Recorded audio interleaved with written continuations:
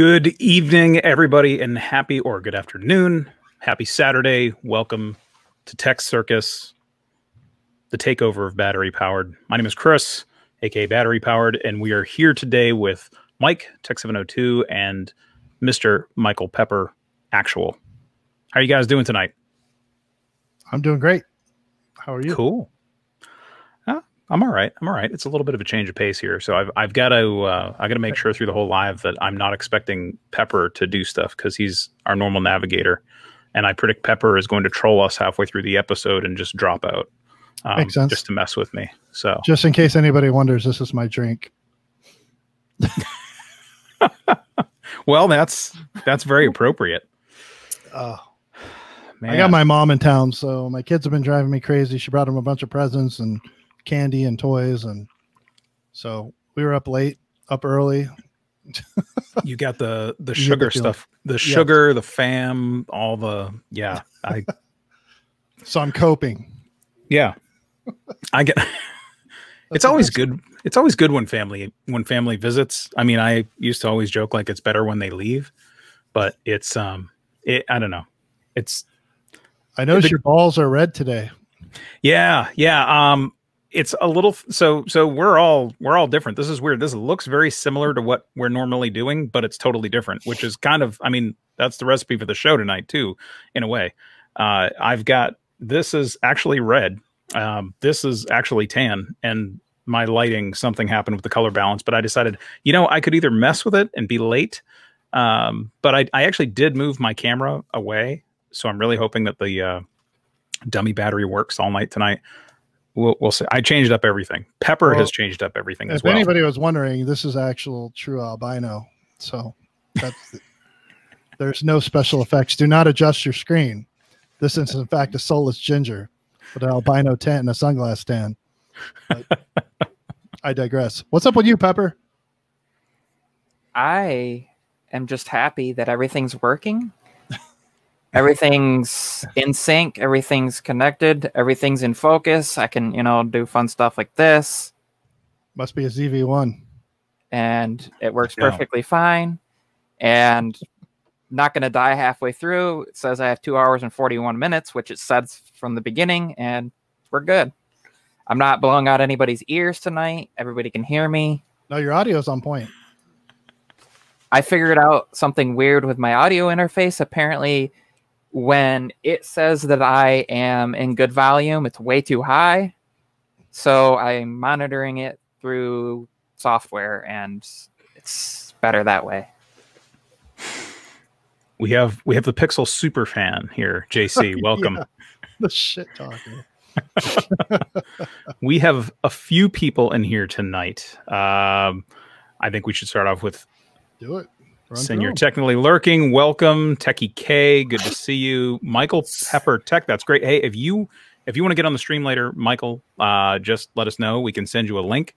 Tech for Your Needs. Good to see you. Also, Scoop. It's good, man.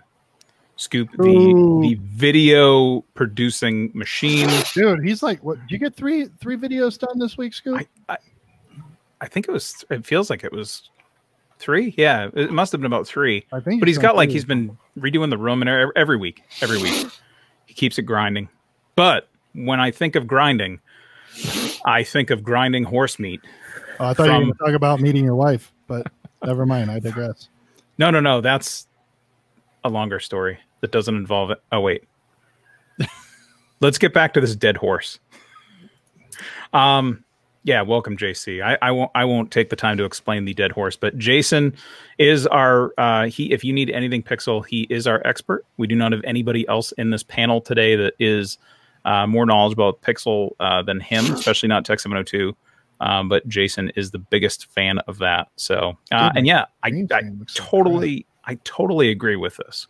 We're actually not in the same room. I know it kind of looks like it. It's just weird how the white balance thing ended up working. So 2. All right. Sorry. I totally thought we had a little bit more than that. So had to color correct my chroma. Oh, hold on.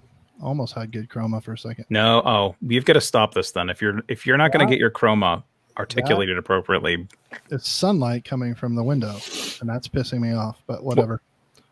I'll go off camera and deal with it when I have to refill my drink. Okay. That's cool. And just so you guys all know that are in the chat, StreamYard, they upgraded some stuff a couple weeks ago.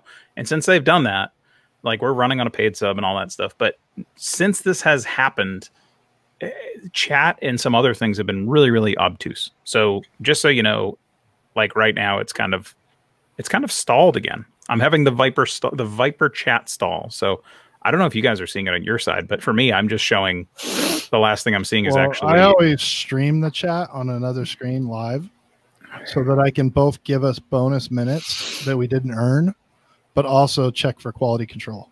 And that's working fine.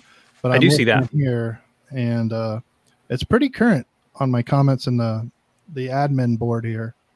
Yeah, everything looks lined up so far. It's only one message behind, which is better than when I was running it and it was 15 messages behind and I couldn't click anything. There's no super chats coming through, but everything else is showing up in chronological fashion. So I think we're good.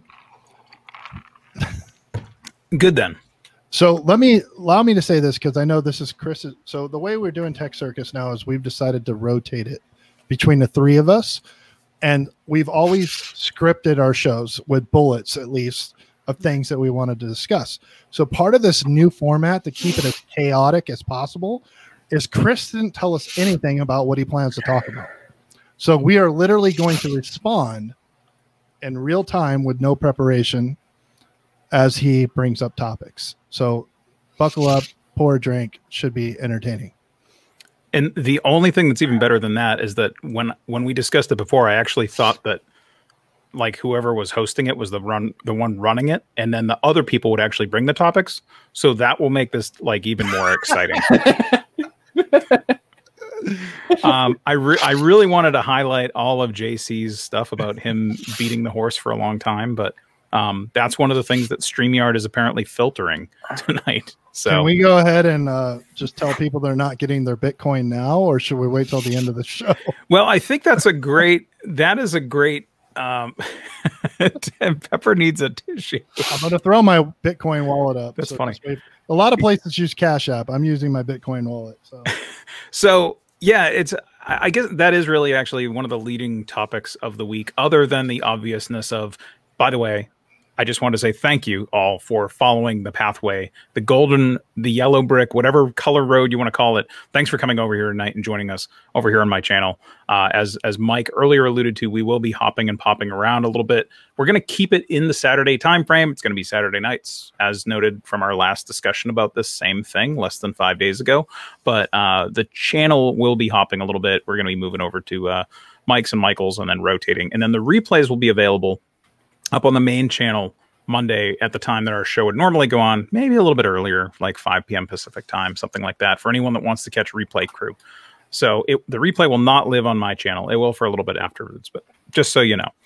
The big news of the week, and obviously for anybody that saw the thumbnail or the name of this video right now, there is a crazy situation going on right now with YouTube security. And I will admit, when I first set this up, I was laughing maniacally, and a few of us were laughing maniacally about it, because this is, I mean, ours was funny, thankfully, but earlier this week, Front Page Tech got taken over, which is not a joke. That is horrible. Funny. That's that a is lot of money being lost, is what that is. Crazy. 263K, I think it was, in subscribers that all of a sudden got flipped over to this takeover Bitcoin scam thing going on. And it's not uncommon. And it's been going on for months on YouTube. So I'm not going to break in. I do have some stuff about two-factor stuff for anyone who's somehow managed to escape the treasure trove of information related to this. No, we're not going to talk about 2FA right now. But we're just going to say, so FBT got taken over. So if you saw the thumbnail for the stream, or you see the title and you're incredibly confused, that's kind of what it's related to. Not making any, not trying to make any light of Prosser's situation. He is running on a backup channel, which, had I thought in advance, I would have put it all down here. But I'll do that afterwards. We'll do it in the description. Yeah. But he is running on a backup channel, and he's back to normal. But the thing is, Mike's going to put up his Bitcoin wallet for his avatar, so you can send him 1 Bitcoin, and every time you do, he'll send you back None, I think, right? Is that your deal? You're going to get rid of it for them? I think my entire wallet's like 2.5 Bitcoin as it is, so it's going to run low quick. Cool. May have some issues there. Bitcoin for my horse. What is? I mean, I don't know. I don't even know what Gary's talking about with that. We'll have to come back to that one. You know, I'm actually really surprised that you guys are all here talking about Pixel and everything else. I mean, what do you guys actually think about the hack and all that stuff? I know we've talked a little bit about it in our chat, but oh, don't call yourself a hack, Chris. You're better than that. No, I wasn't talking about me. That's later. That's later in the show. I was confused. I was just thinking about the generalities of it. Jason with this horse bit. A hack in general it's a double-edged sword. So here's the thing. We are tech guys. Most of the people in this chat right now are tech guys or tech girls. We're gender neutral here. But the fact of the matter is tech people pay attention to these things. Tech people tend to make sure their passwords are, appropriate. They tend to use 2FA when it's available. John Prosser and Front Page Techs are using 2FA. I'm sure they're using strong passwords. So what this brings into effect is the SIM swapping scam that's going on. So it's no longer just enough to protect your passwords. It's no longer good enough just to have a 2FA. You now kind of need a side burner number to ensure you'll be safe, because your reset, if your 2FA fails and somebody wants to verify your account, the default now is if you can't get the email and you can't get the 2FA is to go to your phone number, right? So if that's the case, you want a phone number that nobody has, that they cannot spoof, that they cannot change. And so like what I've done, I did this actually previous to this. I always use a burner number for all my social media.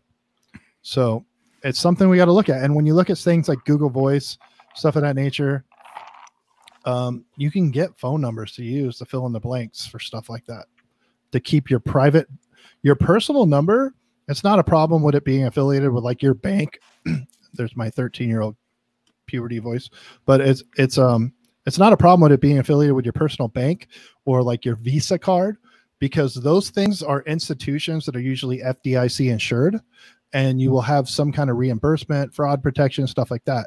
When you move into the realm of social media or even crypto, which is something I deal with a lot, you cannot count on insurance. You cannot count on government oversight to protect you.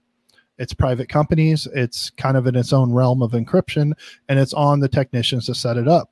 So my advice to everybody is keep your own personal banking on your real number, and your entire online presence, whether it's Facebook, Twitter, YouTube, you need a different number. That's just the way it is. You need a different number, a different email for each of those entities. So if they hack your Facebook, they don't get your YouTube. And it's a pain in the ass, but this is unfortunately our new reality until a new form of encryption comes up, which with the advent of new computers coming out, when the new generation comes out, you're going to, like quantum computing is what I'm referring to, 10 years from now, passwords are going to be kind of useless anyways. It's going to go to biometrics. It's going to go to a private side of your life that no one has access to. So it's a new thing, and it sucks for people like John, but if we can do anything but at least get something positive out of it, which is informing the masses that, hey, your phone numbers and personal emails are no longer good enough. You have to consider those exposed. And I think, I think it's almost, I think it can be referred to as like an air gap methodology, which is the safest way to roll. I would even take it a step further. And I know that a lot of people, I mean, I think Gary made a comment about this above here, where he says, I need to learn how to use Google Authenticate. That is what's going to come from this. So that's the good thing. A lot of people are going to go out and learn. Personally, I do not use numbers with that stuff. I moved to all 2FA with other methods. It's kind of a weird topic. I would recommend Authy. Yeah, you had mentioned that. It's multi. So when you guys use Google Authenticator, it's all fine and good. And I'm a guy that's, even though I prefer Android, I'm fully invested in the Apple ecosystem. And I will tell you this, when you start, you've seen it if you've ever tried to move WhatsApp between iPhone and iOS to Android or vice versa. It's a pain in the ass to get that information back. And usually you don't, you keep them separate. With 2FA, it's the same thing. If you set up a Google Authenticator on your Android phone and try to move it to an iOS phone, you're going to have a hard time. So what Authy does is it uses a whole nother set of passwords to save your 2FA. But the good part about that is it's multi-platform. So now I have an Authy account with an email. Very important. Don't set it up with an email that's tied to any social media. Make it its own. So you have like basically you need 3 emails at a minimum. All right. And this is if you're not a creator. If you're a creator, you need more. So you need your correspondence email. That's like work, school, people hit you up. Everybody can know it. You need your banking stuff, which is like legitimate financial institution. And then you need kind of like a burner email. And why this is because you don't want it listed. You don't want it associated with your social media accounts. So you set up your Authy account with the email that's not attached to anything else. So they have nowhere to find it. And then what that does is it gives you a 2FA that no one would even know how to look for where the actual 2FA is located. And you can jump, even if you like to switch from iOS, Android, PC, laptops, crypto platforms, TD Waterhouse, like all my trading platforms for stocks. I now have a 2FA that's not listed anywhere, and it has nothing to do with me. Don't make it about your dog, your cat, your kid, your school. Oh yeah, like, it's complete. Make it as so not you. Like if you're a Republican, put like Biden 2020 like as an email. You know what I mean? Like make it nothing to do with you, so that people cannot social engineer you and figure out and guess, because people are getting really good at guessing, and they have software to help with it based on your habits. Oh, it's crazy. And that's what I think they figured out, or that's what I think it was Viper was talking about this last night. I think Roberto got in to share some knowledge about this with a lot of people are in the public view, and it's very, I mean, a lot of people share and overshare and hypershare.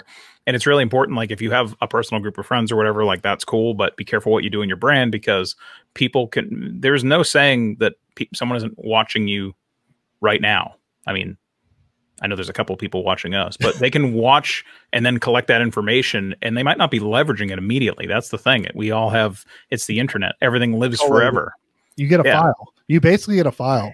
Yeah. And when people talk about the dark web, there's 2 parts of the dark web. There's the real dark web, where actual hackers that are beyond my capability live and do business. But then there's another dark web that commercial sells info and companies buy it. Like it's a known thing. They, all these data leaks. The US government's had data leaks. The IRS had, everybody's had, your info is out there. People can pay $20 and find out every single thing about you. Everything. Address, phone number, credit cards. It's just a matter if they want to or not. Really, that's it. Yeah, it's really the fact of the matter. So it's more about being proactive and kind of triaging what's important to you. So for me, like I mentioned before, my banking stuff, even though I don't use the same contact info that I do for my social media, I'm not worried about it, because if someone steals my credit card, I'll get reimbursed. Someone hacks my bank account, I'll get reimbursed. But my crypto stuff, and believe it or not, my YouTube channel, even though my YouTube channel sucks and hardly anybody watches it, it's a pain in the ass. You can't get that stuff back because there's no protection built in. There's no FDIC for my crypto. There's no oversight I have Google to rely on, and they have 10 billion customers. So you're it comes back from the kind of metaphor I would use is like at your home. You might live in a gated community, but you might have firearms in your house, right? Because we all know they could hop the fence of the gated community. But what happens when they kick your door down? It's the same thing with passwords and security. And I know you're a pacifist, but yeah. No, I don't do any of that stuff. And I'm very peaceful. I'm trying to think of what they're collecting on us right now. I'm very peaceful. I'm already in the system, so I'm all up in echelon right now. I promise you that. I have a lot of wheat and thorn bushes, so don't mess with me. That's all I'm saying. Like, you will get wheat, and if you make it through that, we have some like blackberry bushes. So yeah, so just stay where you're at. Pepper, these guys are saying that Mike stole your role tonight. Okay, I'll go back to drinking with my drink. Pepper, what are your thoughts about this? Or are you just excited about all the Bitcoin you've been getting lately? Waiting to throw bananas at us. So one thing I thought was interesting that was brought up with this was Prosser basically talking about how he didn't realize that, or I guess somebody mentioned that he didn't even realize it had happened. The SIM swap had happened because he had an iPhone, and everybody he talks to pretty much uses iMessage. So he was still getting all of his messages and everything was working perfectly fine. And I can relate to this because I even had no service on my phone for a little bit with AT&T, and text messages would still come to the iPhone for like 2 months after that until they actually cut it completely. So you need to sign out. So, but he didn't know he had been hacked and had no reason to think he had been. Yeah. So he thinks he's safe, and somebody's over there basically cloning his number and getting all the stuff sent to them so they can authenticate and they can verify. I use, well, mine's creates random sets of numbers. There's like 10 random sets of numbers that are created, and I have to input 3 of them. And also, you can pick what you want it to send to, but I have an app that I use, and I can't think of what it's called, and essentially it creates string every time, and they're only good for about 10 to 15 seconds. And I also get a text when they send that. So if somebody else tried to hack, I would get notified that basically somebody else has tried to get into that system. So good luck. And it's not to a number that anybody knows. Could you share that here, though, to see? So I'll tell you. Go ahead. So it'd be pretty difficult. I even got locked out of it one time and had to wait and call and talk to somebody and give them your social security information number and stuff to basically reset and get through some things. And it was tricky. Yeesh. Trying to see what I could show you guys, but I'll show you this. So I was going to ask you real quick, Mike, what's your concern about, though? The more secure you are against other people, there's also the issue of if you have or forget something or get locked out, that it's nearly impossible then for even you to get back in. It's not nearly impossible, but it's an incredible pain in the ass. It takes like a week or two. And I've run into this, like I said, in the crypto space is probably the most vulnerable spot because the thefts that go on are untraceable nearly.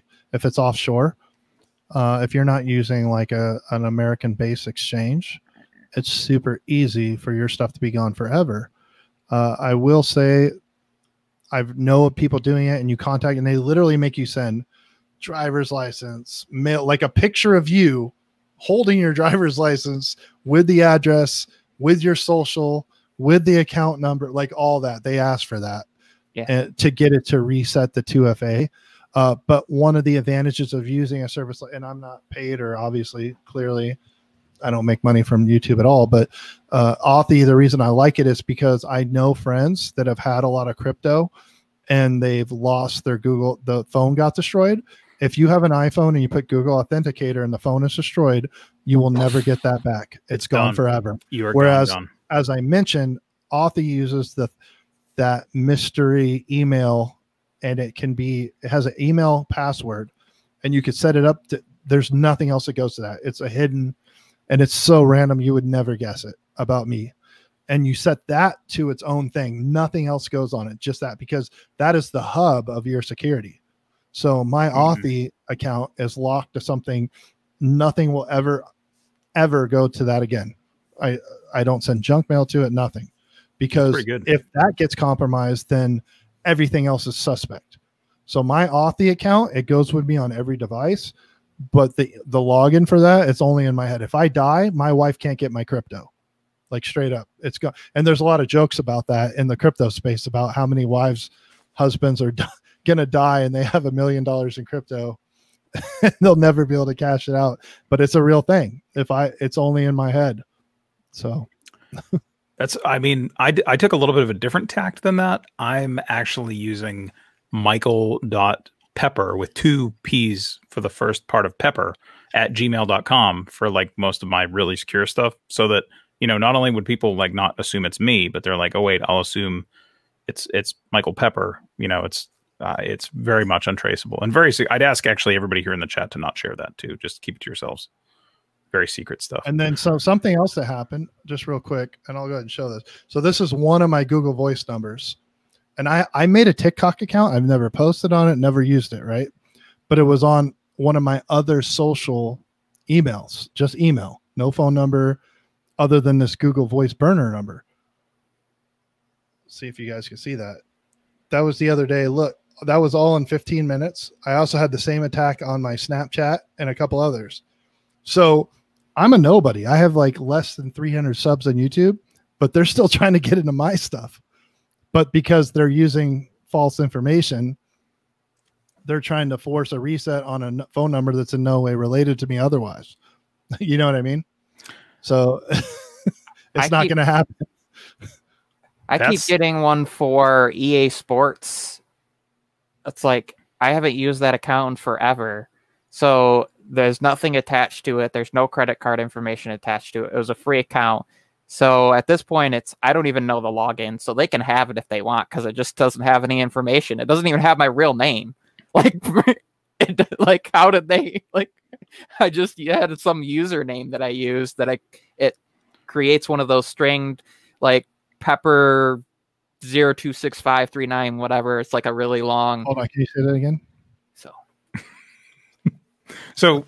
there's like one or two more things just that I wanted to throw out there, because I've been heavy in chats and recent live streams, and I was gonna throw up a show tomorrow and talk about this more, but I don't want to actually talk about this tomorrow. So I know you're talking about Authy. I posted this somewhere, but like 1Password, LastPass, some of these other secure applications that have multi-factor authentication tied in with them do have cloud stores and do have the ability to cloud sync your 2FA stuff. So it's a little bit of a gamble, but kind of what you're talking about with like Authy, you can do the same thing with these other services. Now, some of them are paid, some of them are, some of the people that used to have some of these apps way back when they weren't subscription based are now grandfathered into that stuff. So there are other options out there, but I think the note is, and the thing that we want to kind of push here is, Google Authenticator is great. It does work really, really well, but it will kill you if your phone goes in a river. And that's the only place that you've got that token installed. And the two places you are most vulnerable is not, everybody thinks about their bank account and their credit cards, but those will be covered. Those are the places you will not fix, is your social media and your crypto. If you buy Bitcoin or something like that, this is incredibly important that you don't have anything linked to any other social media involved with your Bitcoin, involved with your crypto. I can't stress it enough, because you will get jacked and there will be no recourse. Yeah. And there's actually another thing too here. Like, there's a whole part, like we're talking about the sort of 2FA and just locking your stuff up, but there's a way bigger part of this that is social engineering. And if you ever want to read about that or hear about it, there is YouTube and stuff about it that's kind of wacky, but there's an author by the name of Kevin Mitnick, and he wrote a book called Ghost in the Wire. And it's pretty rare for me to actually read something that's like that, of that nature. I do a lot of technical reading for my day job, so I don't generally read for enjoyment. But that... Oh, and sorry, I'm leaving the comment up, darn it. But that book will tell you all about social engineering, and it is mind-bending how deep it gets into it. But the thing to remember is, if you're out here and you're participating in YouTube, you're participating in Twitter, you've just kind of put up a fence around yourself and figure out what you're going to share, what you're not going to share. That's the best defense to all this thing. Is I was reading some other things since this all went down about, putting up fake information and kind of what Mike was talking about, putting out something that's opposite of what you'd think or whatever. I guess the point is, in all of it is, don't use any, like, if you might think, oh, my favorite cousin's birthday is the greatest password in the world, but don't use that. Like, there's a way that can be connected to you and run through an algorithm and tried and attempted 14 different ways till Tuesday and taken out. So one of the other things along the lines of security, social platforms and things that I hadn't really thought of, and I was kind of thinking about things recently because of this all going on, and I don't usually really use my Facebook a ton, But one of the things that goes on there that so many people fall for are those quizzes of answer these questions and then send them to your friends and they answer them. And it just seems innocent, right? It's like you're learning stuff about them, or like this is your stripper name or whatever, or this is like your zombie name, or this is your whatever. Is if you look at what they're listing, those are all the security questions that banks use: street names, pet names, your grandmother's maiden name, all those things. People just don't think about that. It just seems so innocent. It's like, oh, well, only your friends are asking for it. But how many people on there have it so their friends of their friends can see their stuff and you don't necessarily know who those people are? And so everybody can see it. And so they're out there and they're going, well, you know, Chris lives on 1234 blank street and his mother's maiden name is Edgar and his like Harold, and it's 123 Main Street in any town USA. Don't and his favorite food to eat is pig's anus, and like there's all these weird things that, you know, that people think are innocent to put on these questionnaires, but they're all perfectly designed to grab information about every single person that does them. And it's also why I won't click on links that people send in Facebook, unless it's from my wife, which I tell her not to send it in Facebook. I tell her to text it to me. I tell my wife not to text me or call me ever. I was just going to say. I already have to see you at home. I don't want to hear from you when I'm not here. Well, it's enough. Like I had to go find a ring and all this other stuff to, you know, it's part of the invented family. I was going to say that I have younger family members that sit around and take those. They take those quizzes constantly in their imaginary environment. And it's amazing because I'm like, yo, Russia's just data mining you to figure out like when, you know, that stuff never goes away. It lives somewhere and they just build the file on you. And then eventually.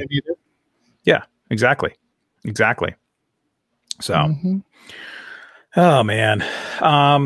So there's I keep saying there's like I will stop the security stuff after this. I don't want to actually throw the entire stream at it because there has been a ton of talk about this, but there's a bunch of talk about like Google Titan Key and then or Google authentication, and then all those things have sort of been thrown out on the table, and everyone's talking about going and buying the Google Titan Key right now, which is great.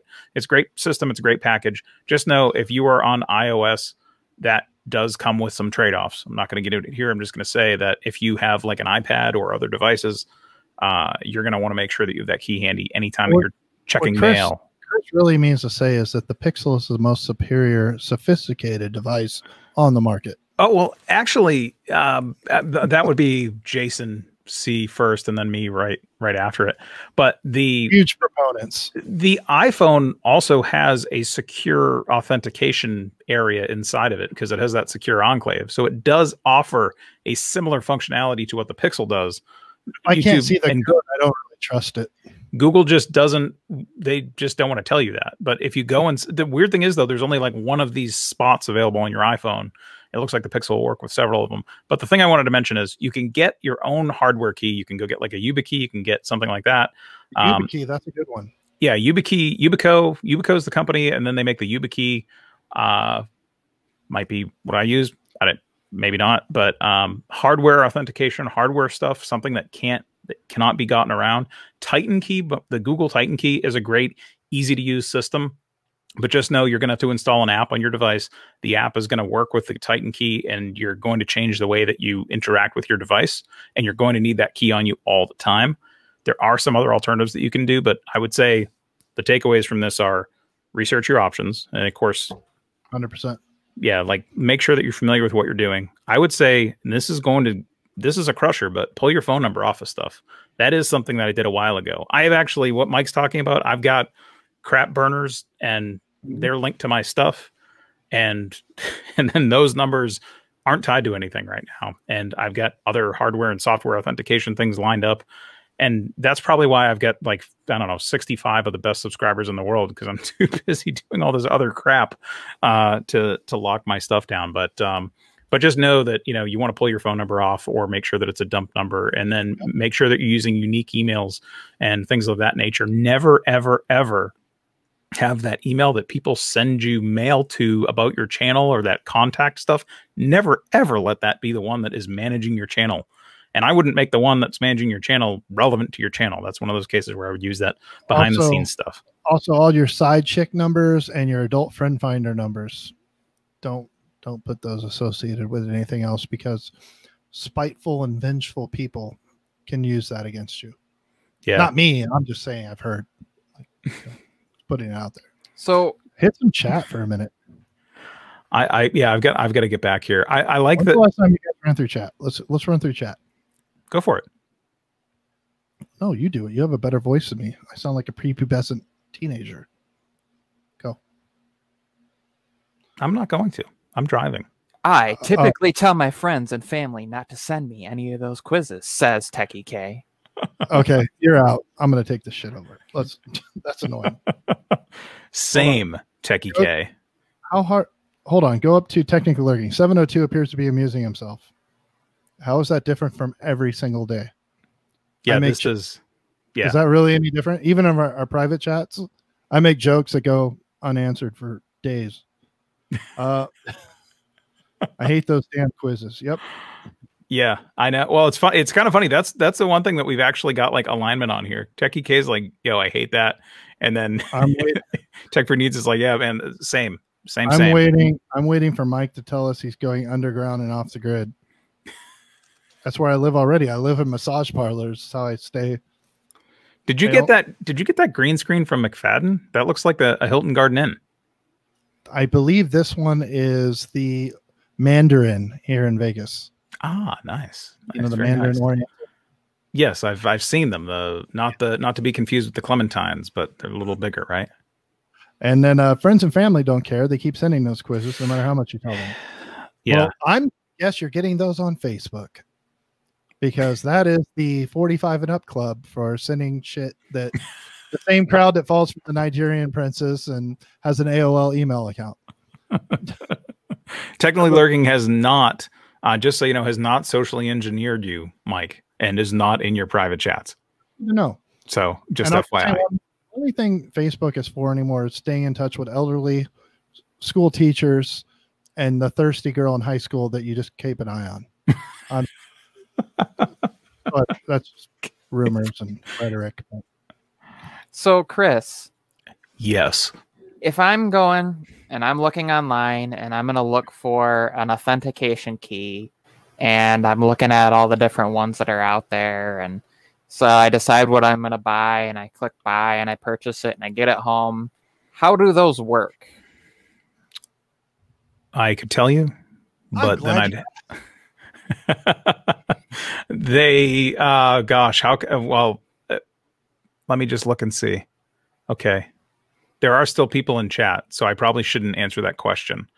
But the long and short of it is they generate there's a hardware code that's in there. That's a unique code that's being generated between your device and that hardware device. And it also, in many cases, the more secure ones, will require you to actually touch the device to prove that there is human interaction, there's digital interaction, and then there is that equipment interaction that's providing the authentication or whatever the expected and physical desired result back into the hardware. So you've got phone running an app that's expecting an input, the hardware that's then connected via some means, be it Bluetooth, NFC, or directly into the device with the USB-C or Lightning.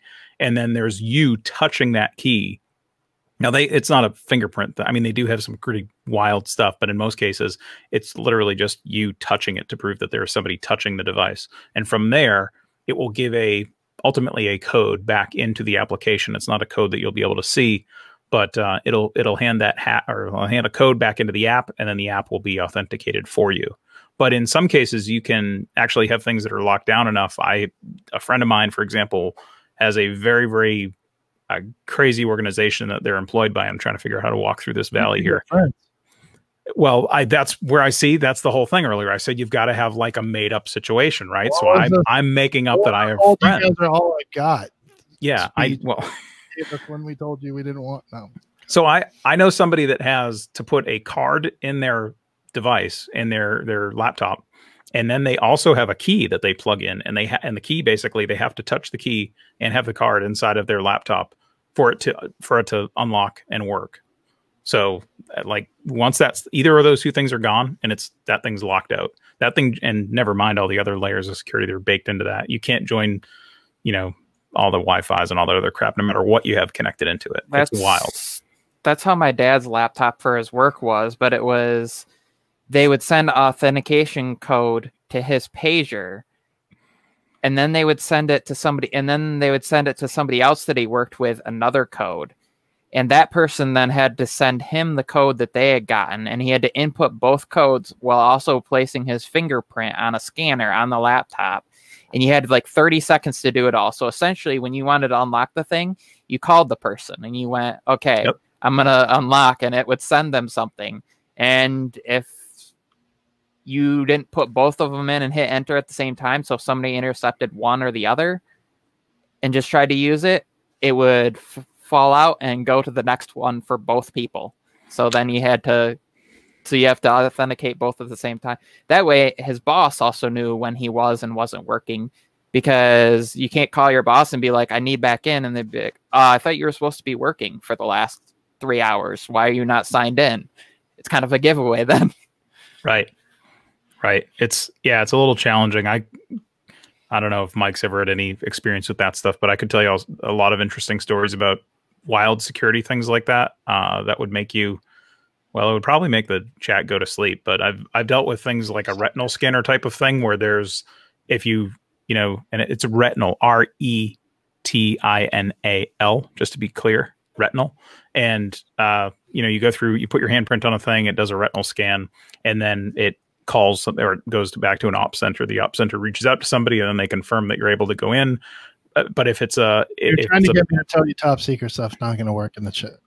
No, I mean, when I worked at Dunkin' Donuts, I know that that's what I had to go into to, you know, just to go in the back. I will tell you, some of the most secure facilities in the world have the least security. Mm-hmm.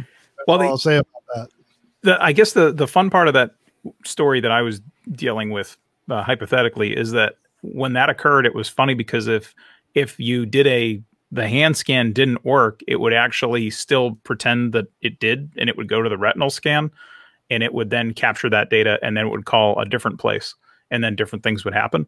And it was a very strange protocol because you always assumed that it was working. There was never any indication that it wasn't. And then, you know, there's definitely strange things that would occur to whoever that was occurring with. But when it was a legit situation and things just broke, it was really, really funny. Okay, this is like 9 layers of vague discussion. So I'm going to stop and answer Tech for Needs' question. What happens if the physical device gets damaged? Just like in, you know, marriage, you need to get another one. So if you, not to like share or push too much strategy, but typically you can get, I mean, there are ways to order another one and get a similar thing from some companies, but you would still have to retrain it. The best methodology would be to have 2 of them, not the same, because that would kind of defeat the purpose of having it be hardware-based security. But in some cases, they will let you actually train 2 of those devices to an account, or you can have a soft and a hard one.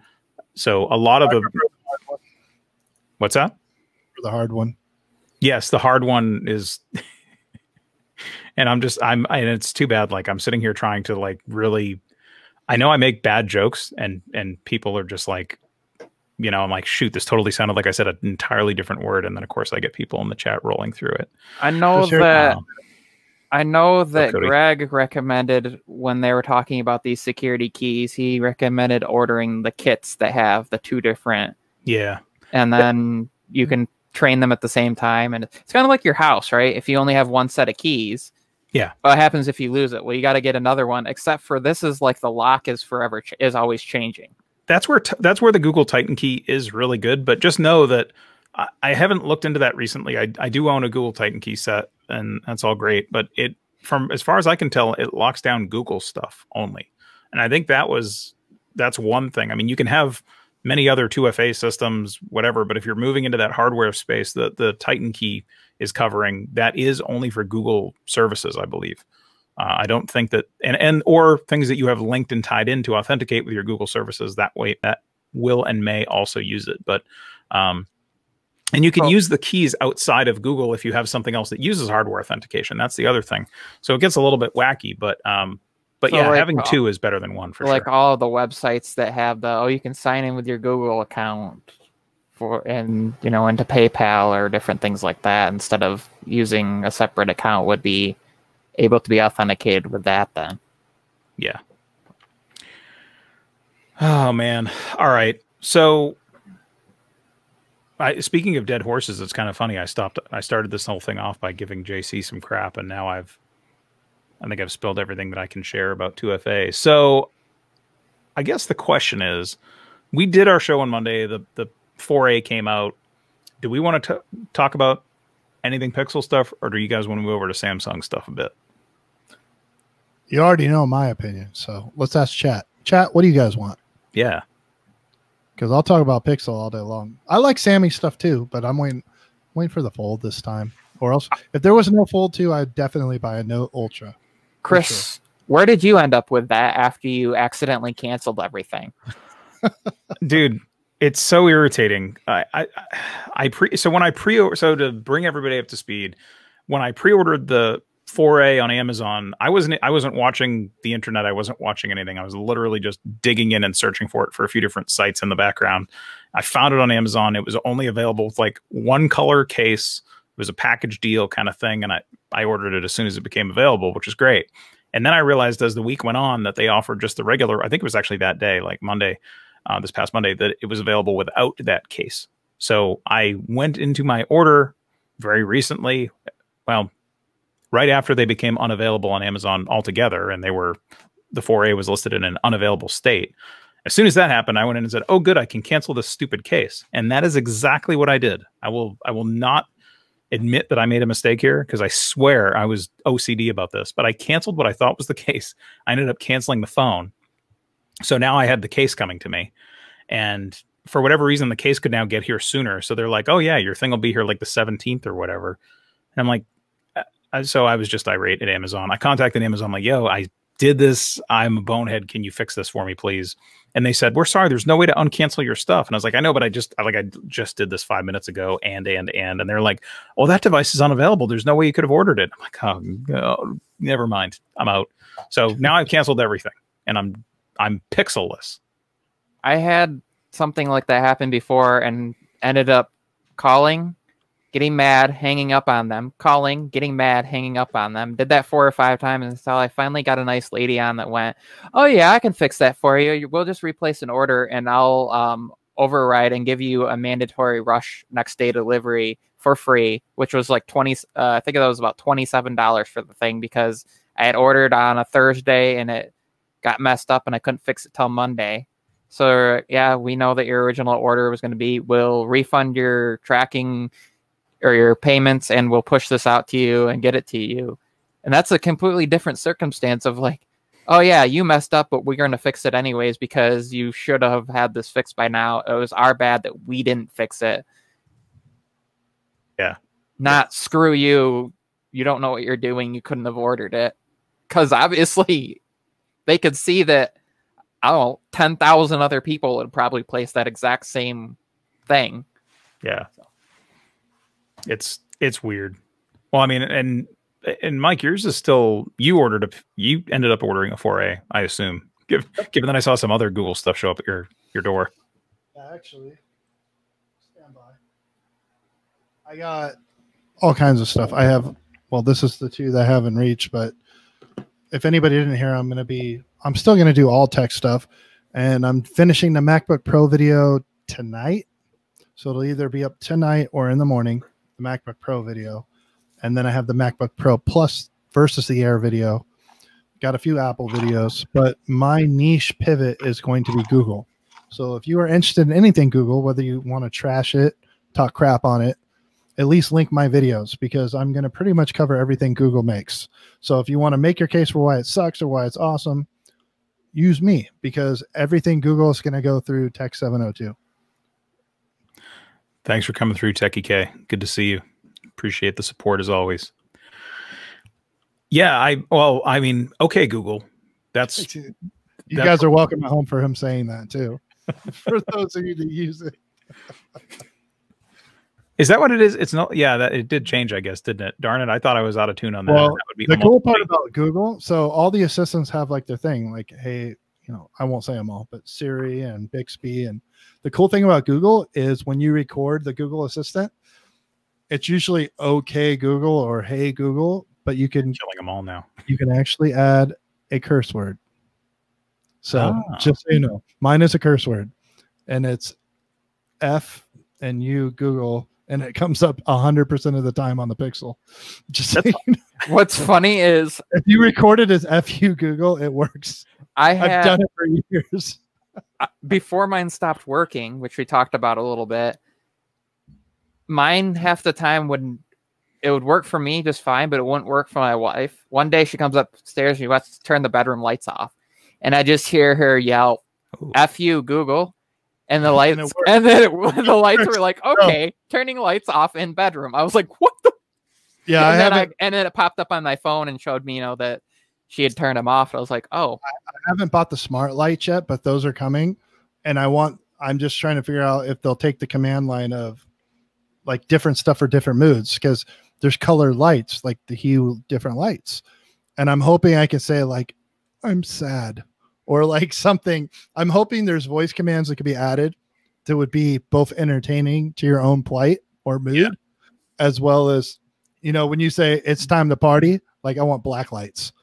Yeah, well, I can do that with, I think they call them scenes, or routines is another, depending on how you set it up. If it's Amazon Alexa or Google or Siri or like the HomeKit stuff, where I have a scene set for streaming and I hit it and it turns my lights on to a certain color and the right brightness and stuff. And I'm going to change that now. And then if you have a smart plug plugged in, I could do the same thing with my monitors.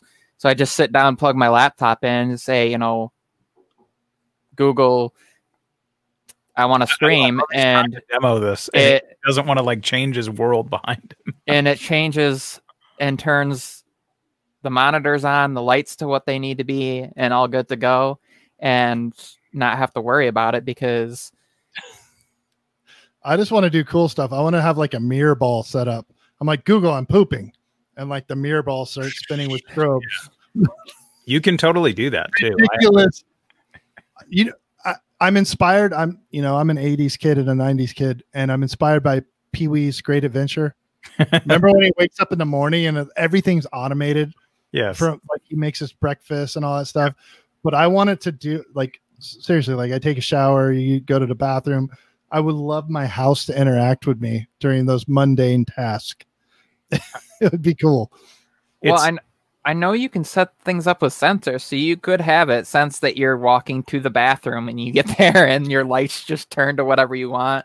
It's creepy. I know you can set up, like I could set mine up so that they come on at a low brightness, and they come on and they get warmer and warmer and brighter to simulate sunlight and things like that. So if you live in an area that's pretty dark, or you have to get up in the middle of the night, you can just simulate sunrise and then do the opposite for sunset and stuff. But I don't see anything yet that's as custom as what you're talking about, like specific phrase. I do feel like they need to change that so I can say just whatever I want to wake up Google.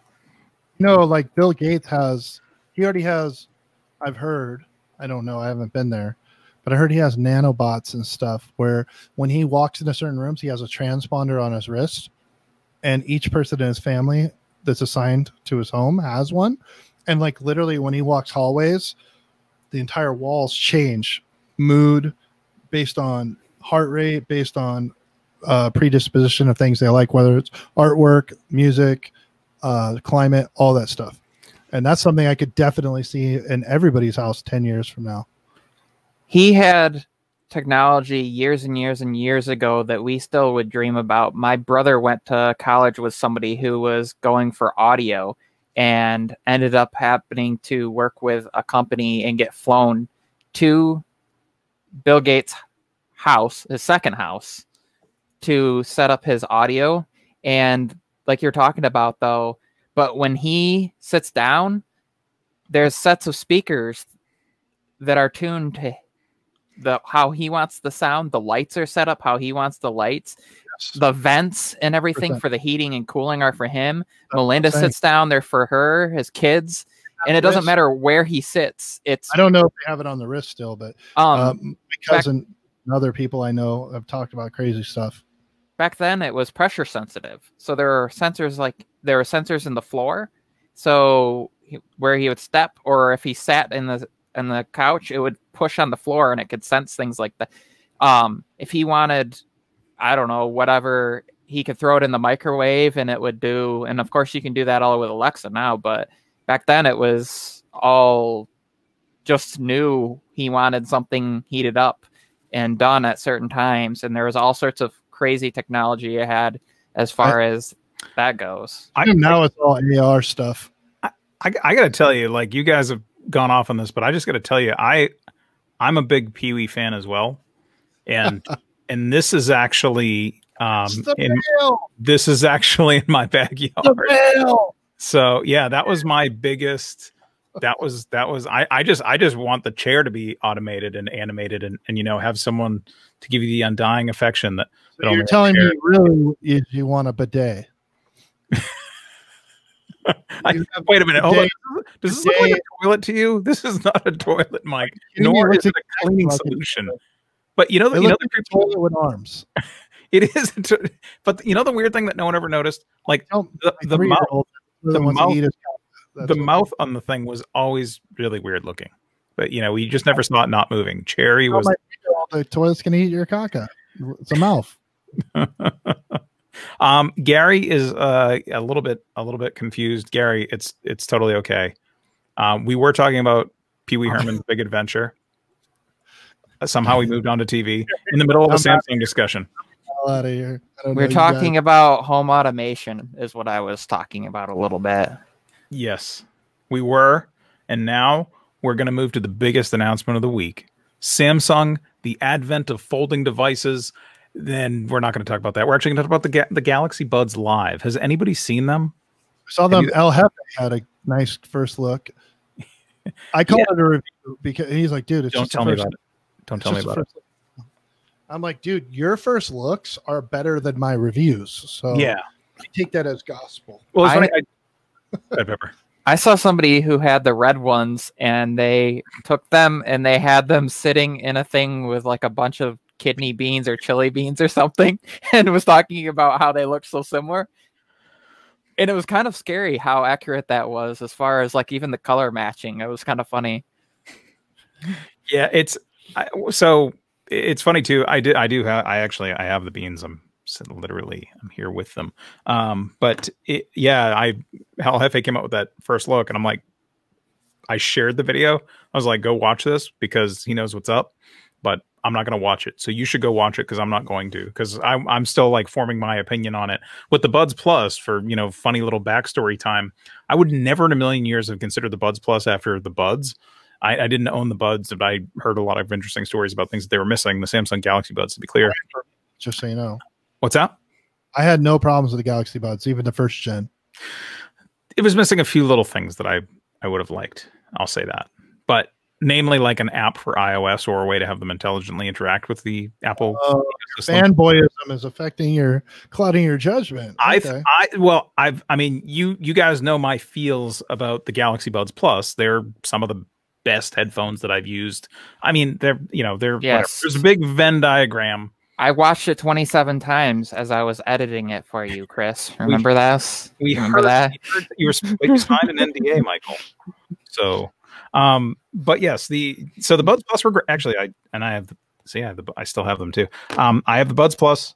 I was a big fan of those, so I did get the beans to try them out, and I'm trying them out. But it's kind of funny because I'm like, shoot, El Jefe, he's got them. I don't want to hear what he has to say about them yet because I don't want to shape it. Because El Jefe is the one. When I was searching Galaxy Buds Plus, I'm like, of course El Jefe's got. What am I thinking? And then I watched that thing like 30 times and then ordered them. I'm like, damn it. But they were the truth. They were actually the truth. So I won't torture everybody with my views on them now. But couple things that threw me off was their pricing.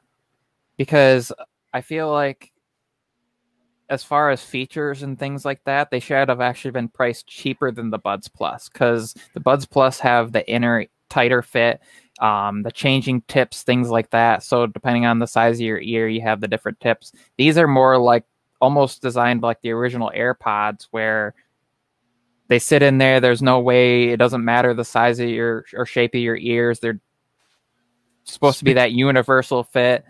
Becoming a very erotic conversation. The only thing that I guess is changed a little bit is slightly better. Is it's supposed to be battery life is slightly better, but 11 hours on a single charge on the Buds Plus, I don't think you really need much more than that. And it just confused me, because why would you price these at $169 when the other ones were $149?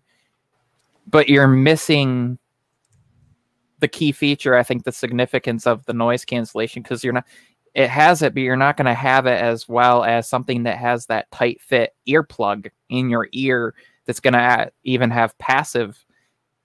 And then if you enable the voice transparency mode, isn't even going to be necessary because you already have that. So I'm not sure what these were marketed at. Maybe people that don't like having the pressure in their ears, but still want the universal ability, the better battery life, and the functionality that kind of the Buds Plus have.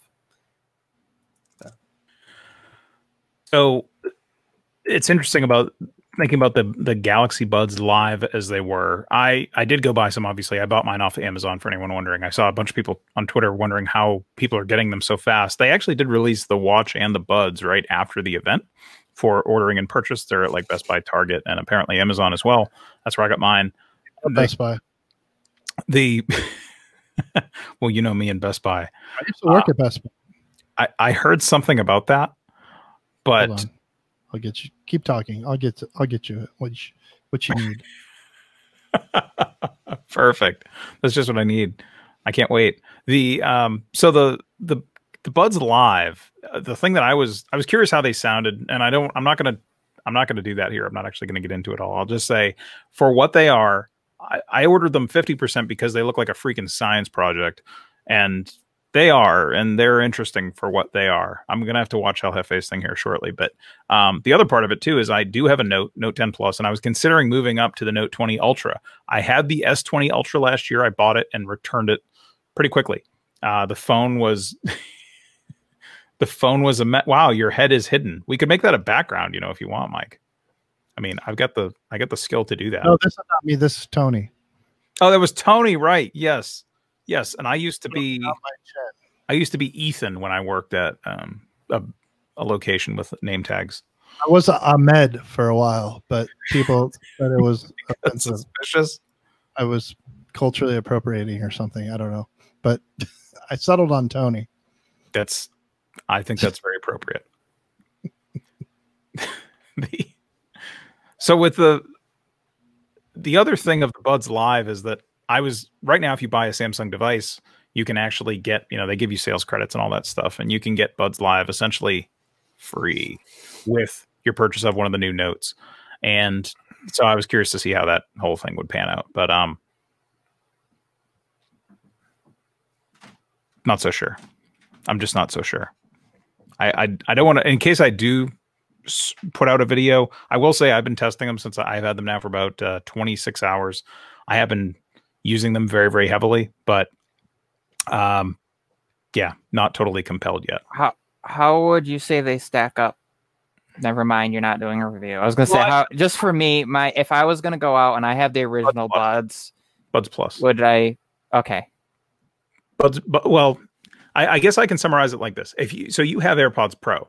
So in my opinion, AirPods Pro, when I had the Buds Plus, they were not performing up to par. They had stupid noise cancellation. They were broken for all intents and purposes. I was not in my home state when I got them. I had air travel involved. I had an Amazon locker, all this stuff when I got the Buds Plus. I got the Buds Plus. I used them for all my calls that week. I was in a crazy corporate situation where I was traveling. So I had a lot of phone calls after hours. I was listening to a lot of music. I was actually like I was battery testing them by sleeping with like music in my ears and then my alarm clock going off on them and everything. Like I was living on those things, like I was living on my AirPods Pro. But the Buds Plus were awesome. Love them. Great things.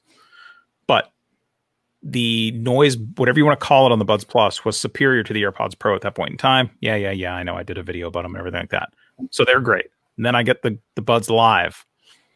And the Buds Live, the sound in them, I will say it has a more fuller sound. Better sound, better, deeper, richer tones. But the isolation factor on it is not as good.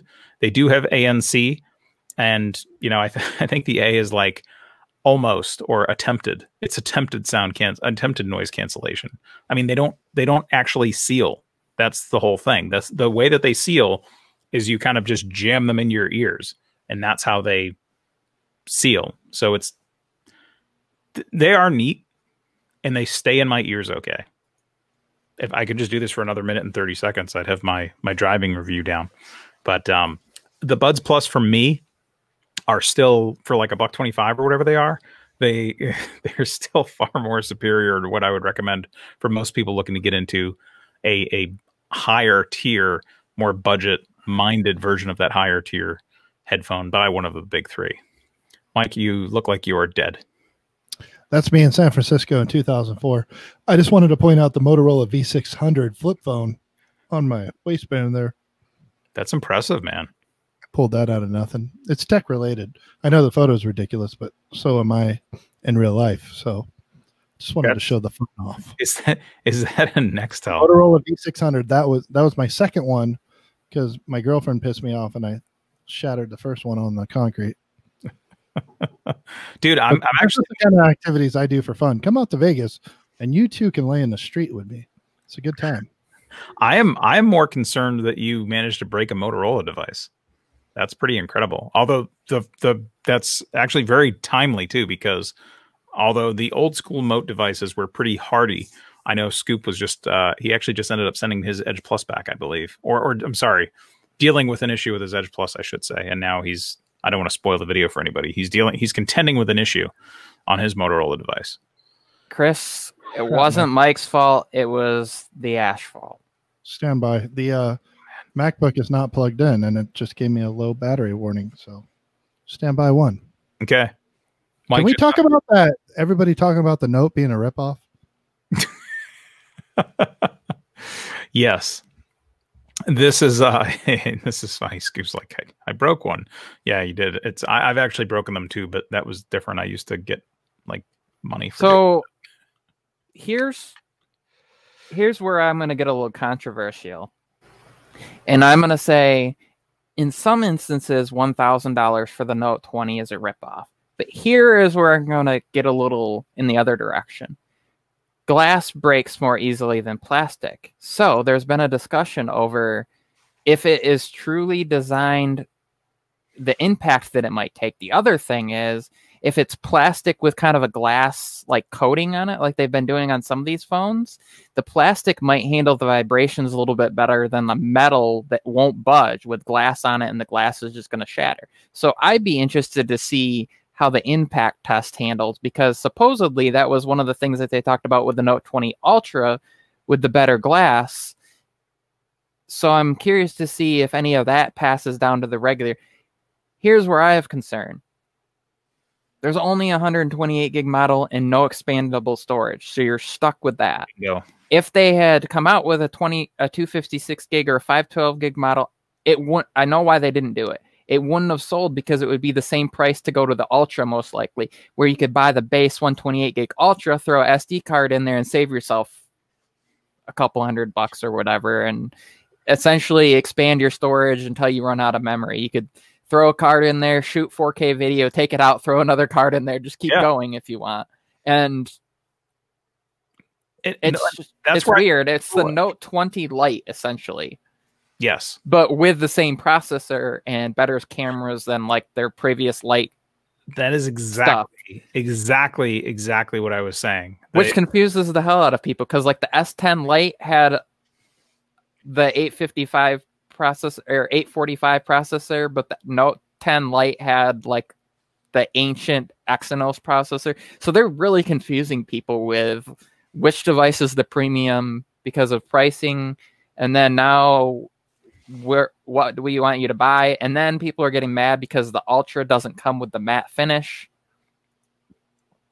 I can't lie about any of that. The other thing too is, and did you mention that the budget or the light, it doesn't have the rounded display either, which I prefer. I actually liked the look of it. I was like, that looks better, and it doesn't have the weird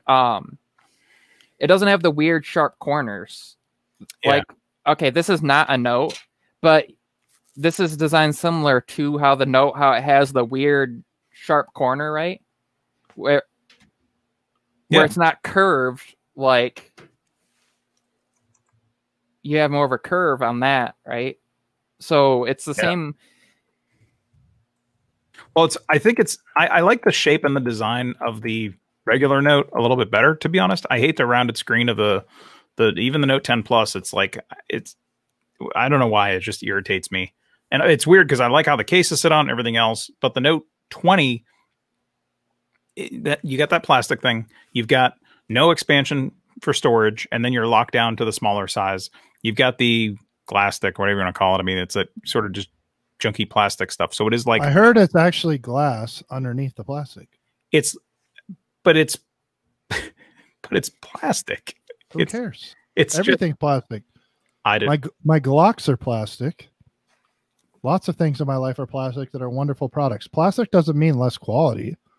It just means more durable, less susceptible to temperature change. I would rather have metal. More cost effective. What? I would rather have metal.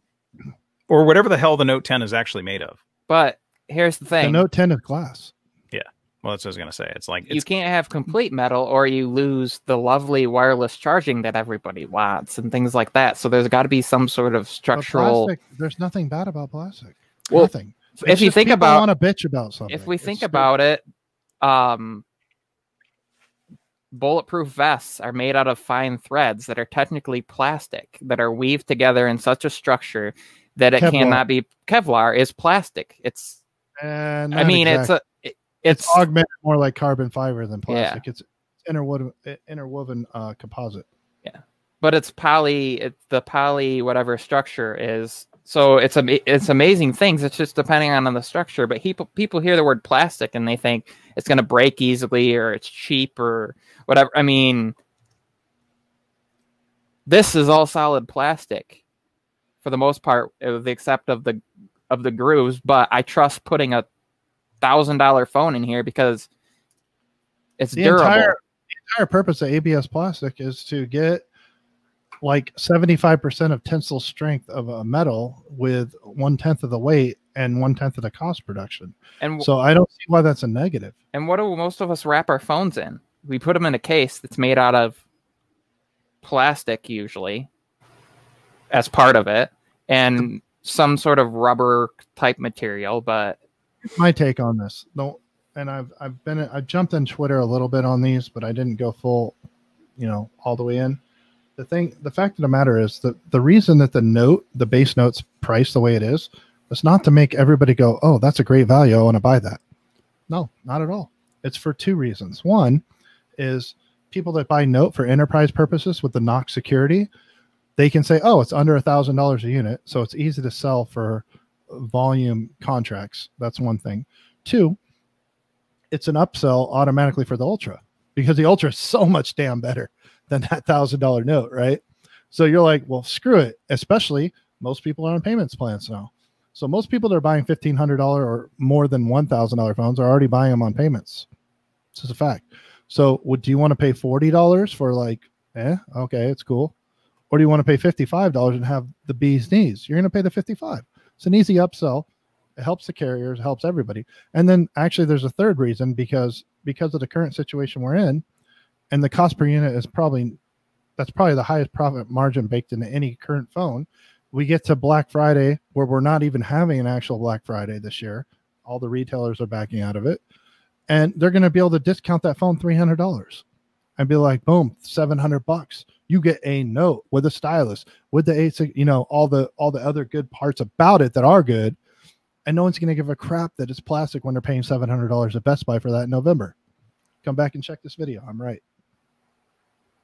I prefer the flat display. It's easier to put a screen protector on. It's easier to make a case that can go and doesn't have to go way up over the edge. You're writing on it with a stylus. If you're anywhere near the edge, I found that at least with my Note 10 Plus that it would slip on the edge. So if you're using the stylus and let's say you pop up the keyboard and you have it so you can use and do the swipe over things, if you get near the letters on the edge, sliding off, there's all sorts of holding on to it. You provide more surface area because a curve creates a point. There's all sorts of benefits for it. I agree with you, but I don't think that's a buying or selling point. I don't care. Like my mother's here today, staying with me this weekend, and she has the S10 Plus still. And I've been using this iPhone, and even the S10 Plus, the display, I'm like, dude, oh my God, I miss that display. And that's just the S10, not even the Note models. It's like Samsung displays are so good. They're are so good. Like regardless of what you want to say about Bixby and this or that, they have really amazing displays. And the plastic coating that they put on the fold, like every time I use this thing, I take it out and I turn it sideways. I go, this display and then I go and I use my OnePlus and I go, it has a Samsung display, but there's just something about the calibration. There's something about the curvature, the design, the handling of it that's different. Not that it's not a beautiful display. It's just the colors they don't pop as much. They're not handled as well. Even if you have the same settings, it's just there's something the way they handle things. And I miss my Note 10 Plus. Like honestly, Chris, if you're gonna send your Note 10 Plus in, since they'll give you the same amount as they'll give you my S20, I'll just trade you my S20 and you can send that in. That might work. It's weird.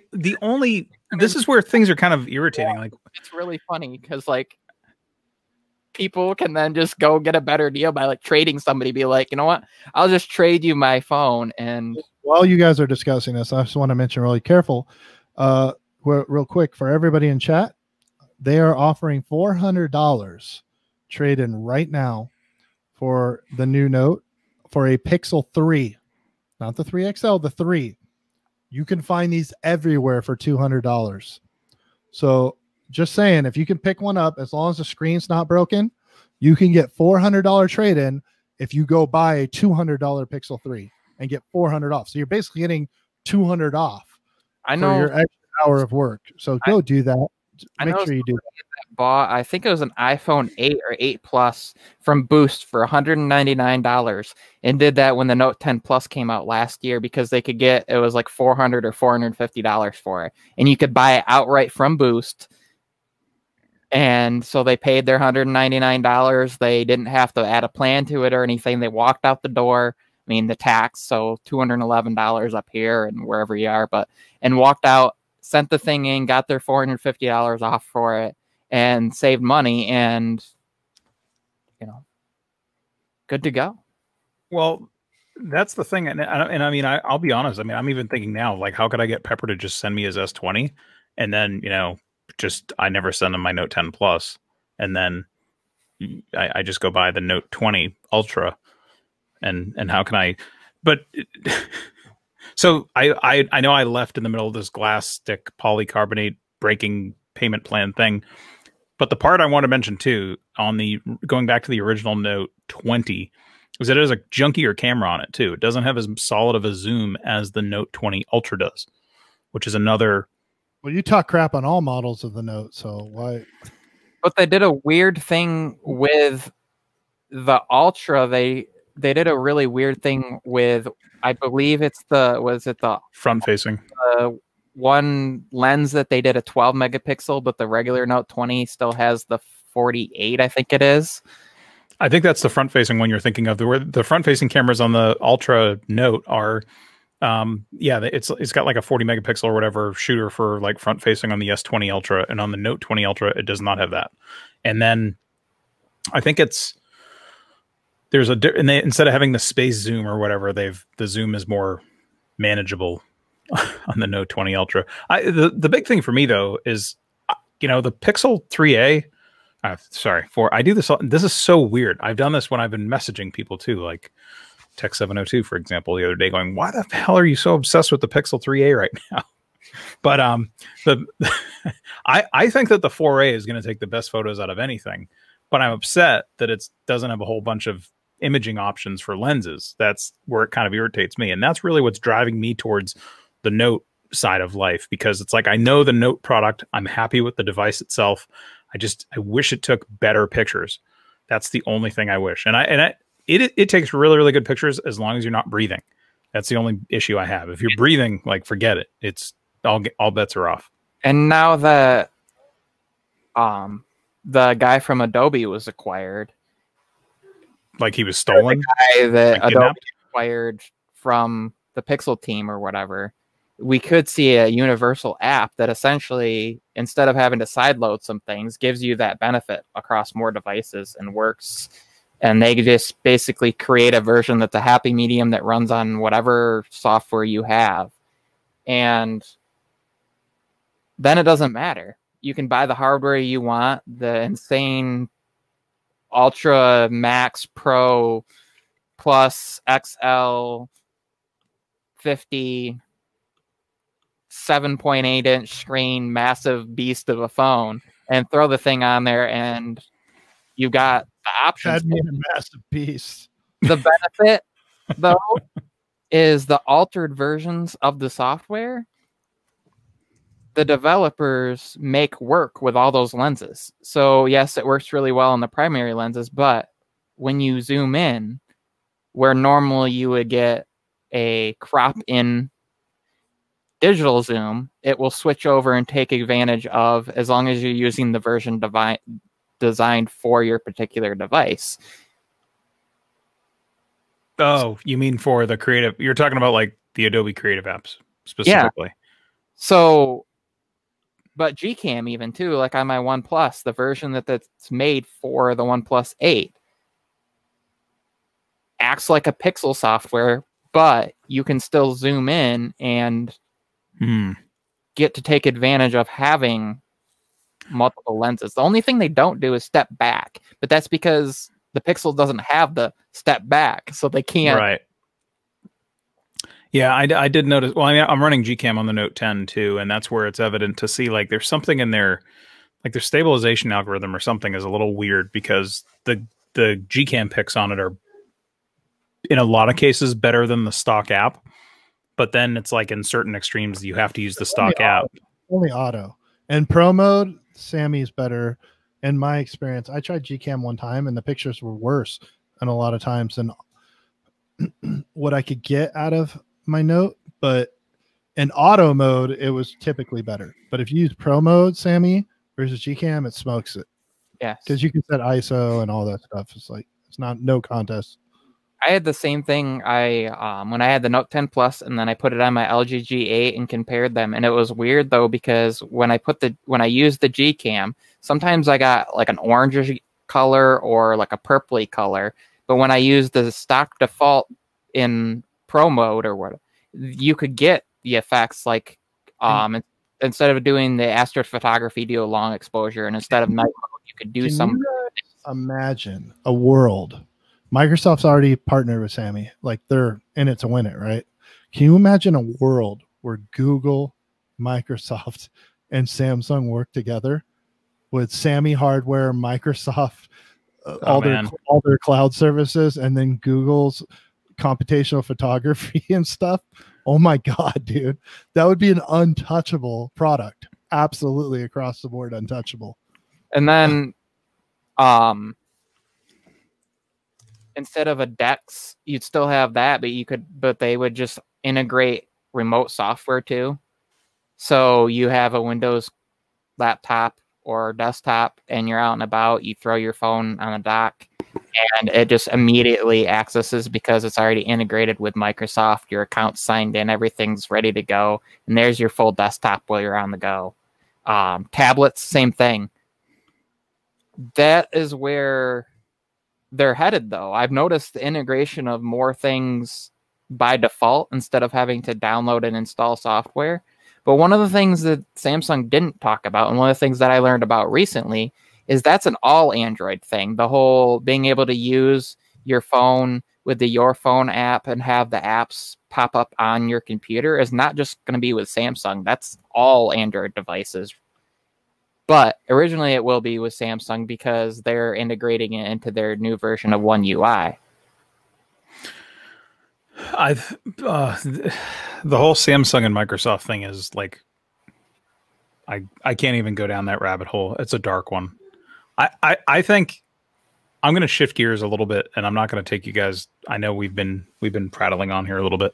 I actually want to go back to the Pixel. I saw a leak that indicated October 8th is when we were going to see those more expensive Pixels that nobody should buy.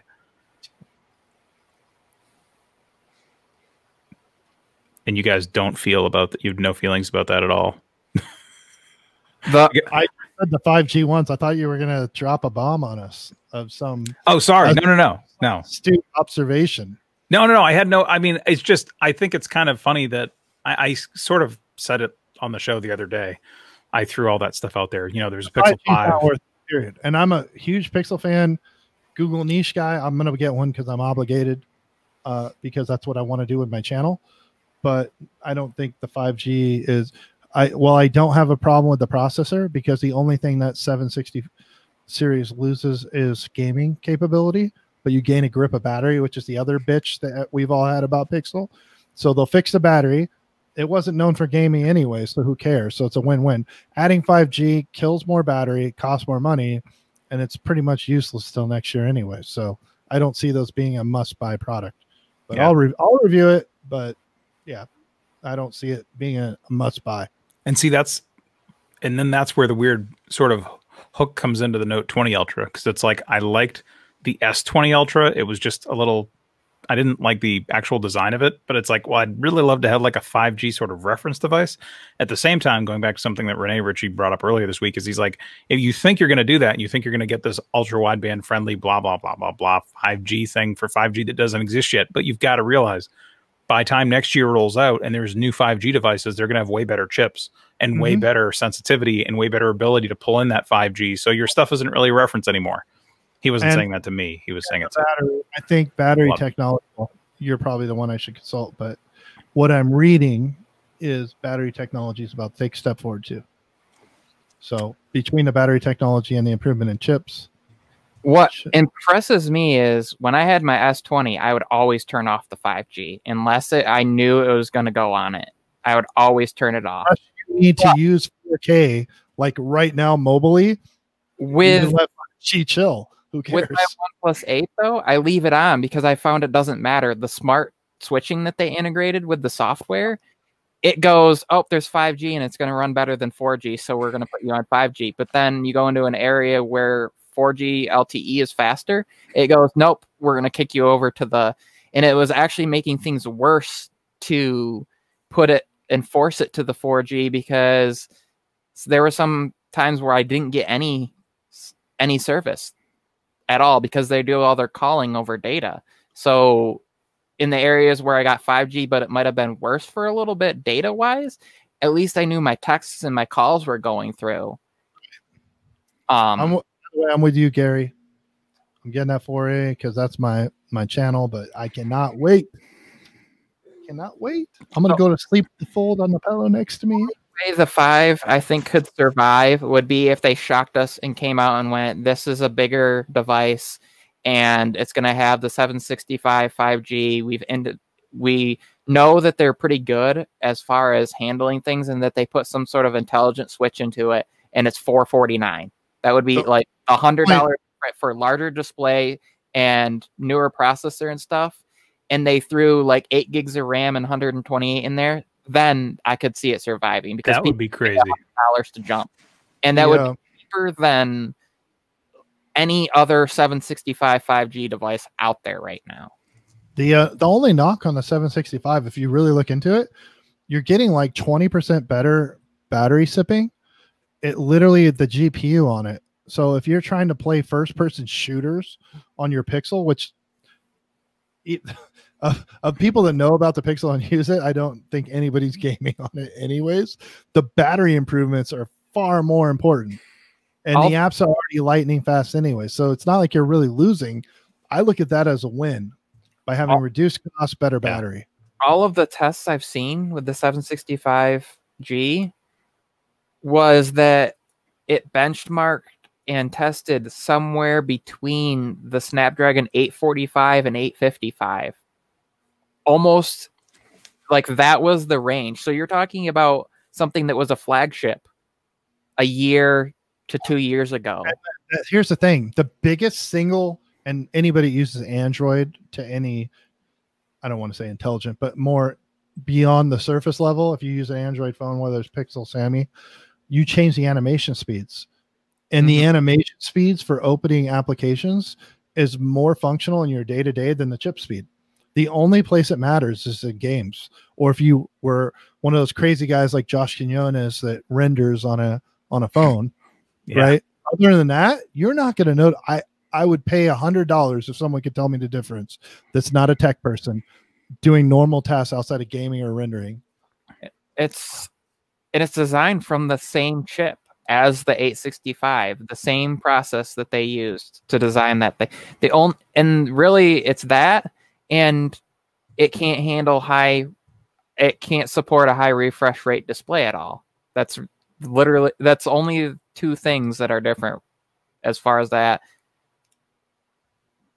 As far as that and a $1,400 brand new device out there, basically.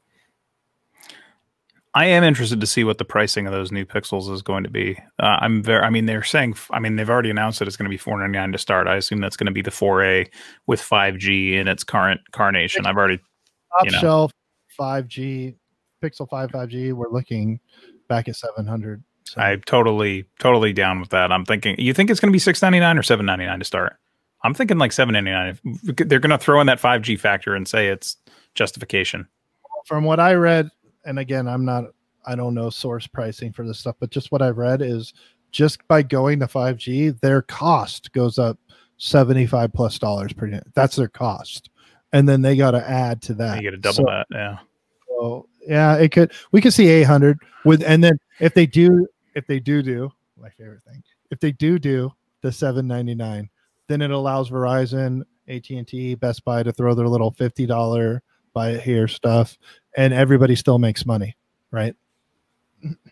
So I can see that, but definitely under 800 for a 5G.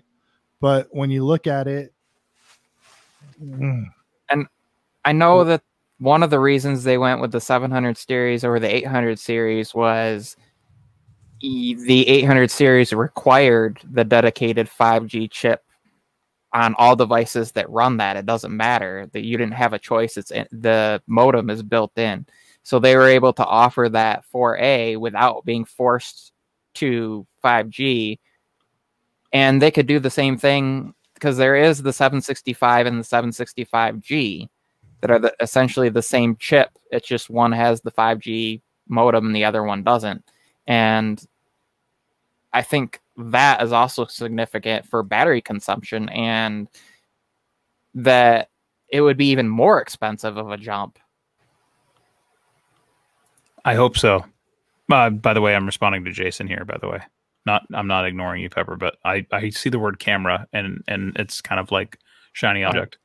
Nope. That's not happening. I would like to see it though. Can you please express that to them that I would like to see? I've already given my theory on this. I think they're slow playing everybody. And I think because of the resources Google has and the fact they've had so many letdowns, if it was me, because I am a business guy, I would say let everybody have their moment. Let everybody below their load with the Fold. Let everybody below their load with, iPhone 12 is going to have the improved modem and camera and whatever. And then we'll let this whole pandemic pass over. And then when everybody else comes out of it expecting what's next, they got nothing left. And now all of a sudden Google Pixel shows up and HTC comes up with a new camera system, a new computational photography, 8 or 12 gigs of RAM. And I think 2022, not next year even, because the pandemic is still kind of a bane. Yep. But I think in 2 years from now, Google Pixel resurrects, and they may even go back to the Nexus moniker or a new name. But I think you will be, I have faith that something crazy is going to happen because it does matter to them. It's not going anywhere. The Pixel may die as the Pixel, but Google will forever sell a mobile communication device from here on out, period. What I expect more likely to see than them going with an ultra wide, regular, and crop sensor, so 3 cameras, would be it would take up less space to have one and continue that.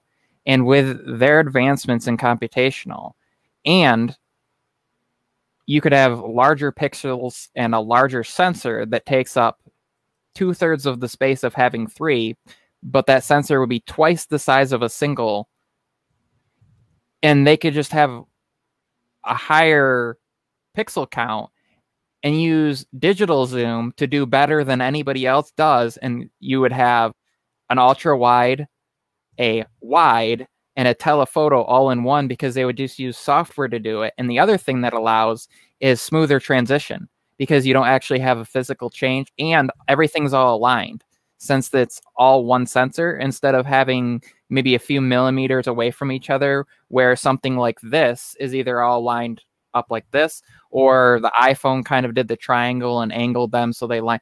One sensor, one set of lenses would allow for better video and better photo and transitioning in and out with no hardware switches.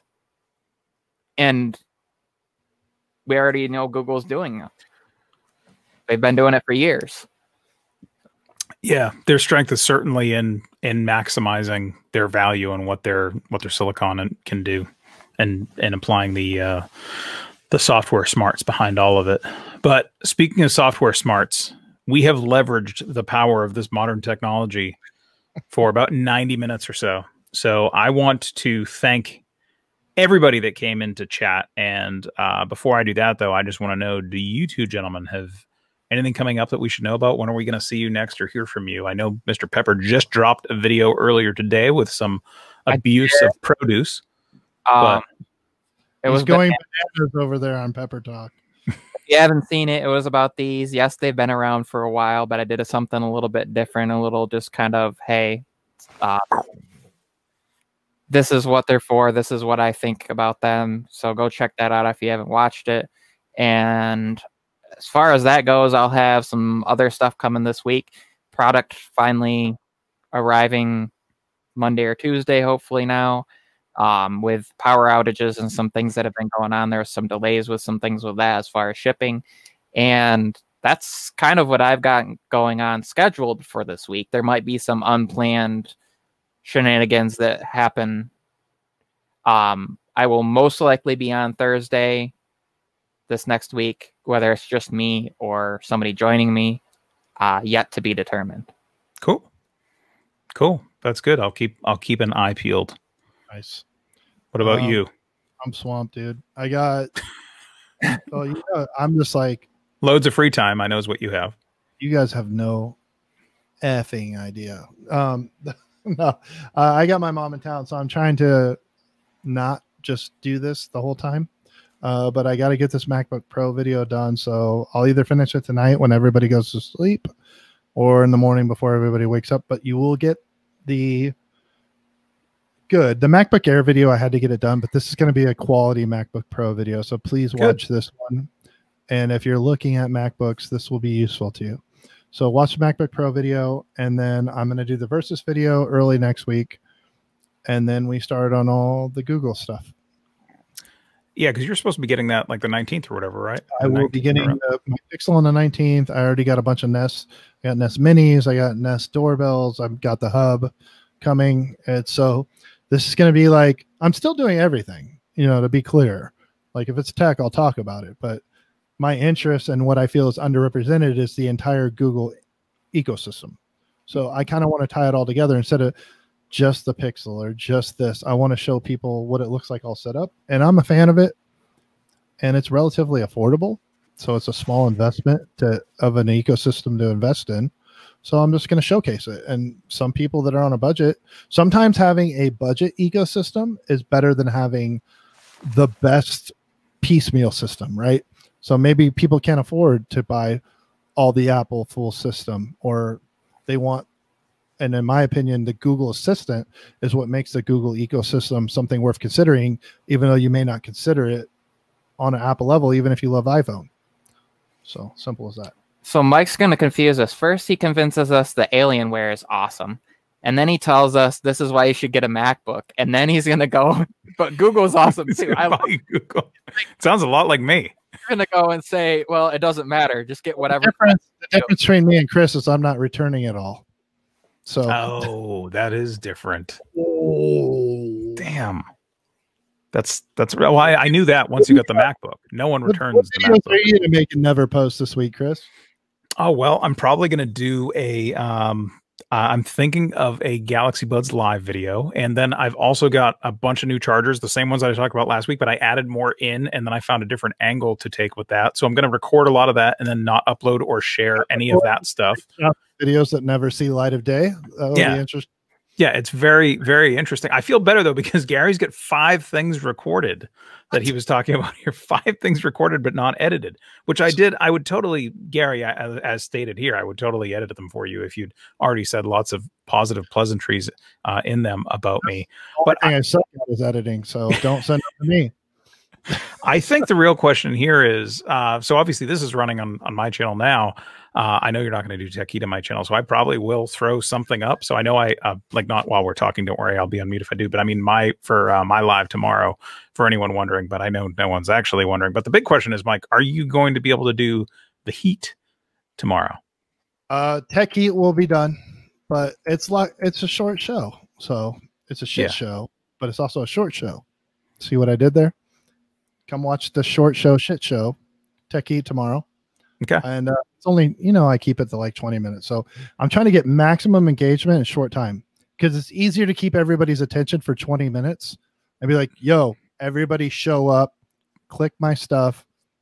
I'm going to drop knowledge, and then everybody go about their day, rather than sit here and ramble like the 3 of us do for 2 hours. And replay is a lot better if somebody goes, hey, I can watch the whole thing in 20 minutes. Yeah.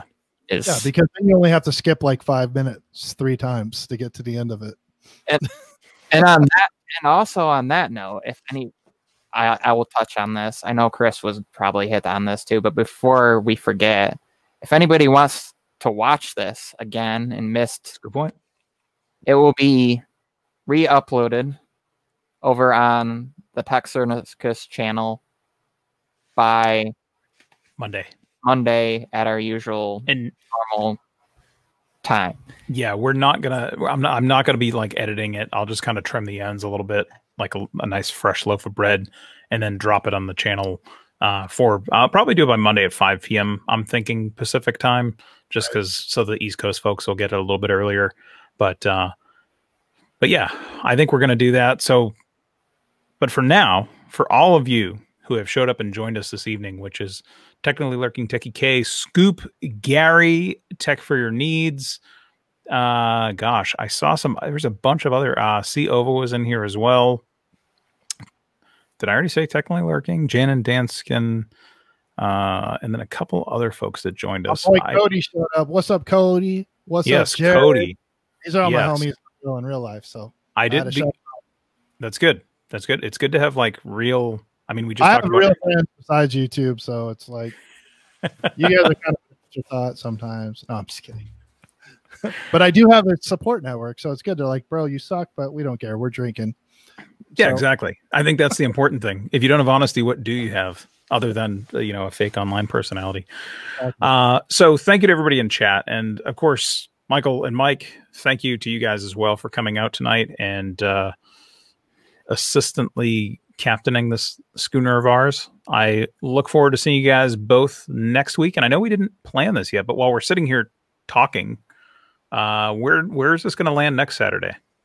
Who gets it next? Because take it. Okay. All right, cool.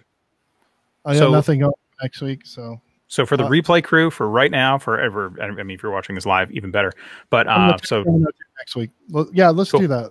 Let's give people a little preemptive where to look for us. So, and if you ever wonder where we are going to be and want to know, make sure if you're on the Twitter sphere to go follow us at Tech Circus 3 there, where we always post the links to what's going on, and you'll always find us in case you don't subscribe to all of us. But it's also very important that I tell you. So Chris had it today. I'll have it next week, and then Pepper the week after. So whoever gets the most views, I mean, do I really fire them? Do I really need to say that that person is pretty much declared the best ever at hosting YouTube? And there's no argument or dispute allowed in private chats. Right. So. Right. Yes, that's exactly true. And then we will vote that person off the island to help the others advance. So it'll be an interesting thing. We did that a little bit earlier this year with Mike. We're going to see how it works out, you know, maybe later this year too. Everything was fine until I stopped showing up. All right. Well, thank you again, everybody in chat. Thank you to everybody in the replay crew. We really appreciate you all coming out, spending your time with us. And of course, to my two not so lovely co-hosts or co-captains or whatever you'd like to be referred to as. Thank you guys again for coming out. And have a good night, everybody. We'll see you next week and a little bit in between too. Be well, everybody. Later.